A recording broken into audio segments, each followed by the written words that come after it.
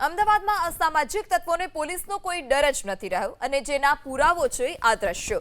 Jivraj bridge નીચે 4 જેટલા શખ્સોએ લાકડી અને લોખંડની પાઇપથી હુમલો કરતા એક વ્યક્તિનું મોત નીપજ્યું, જેના સીસીટીવી ફૂટેજ પણ સામે આવ્યા છે, જેમાં જોઈ શકાય છે કે અસામાજિક તત્વો 22 સેકન્ડમાં જ લોખંડની પાઇપ અને ધોકાના 36 જેટલા ફટકા મારે છે।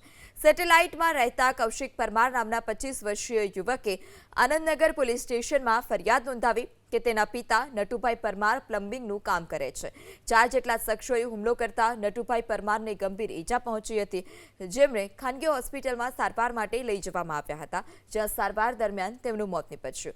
નટુભાઈ પર કનુ ઉર્ફે કાંતિ, હસમુખ, કેતન અને અન્ય 2 જેટલા શખ્સોએ ભેગા મળીને જીવરાજ બ્રિજ નીચેની બાપા સીતારામ મોબાઈલ શોપની પાસે લોખંડની પાઇપ અને લાકડીના ધોકા વડે હુમલો કર્યો। માથા અને શરીરના ભાગે માર મારવામાં આવ્યો હોવાનો પણ આરોપ લાગ્યો છે।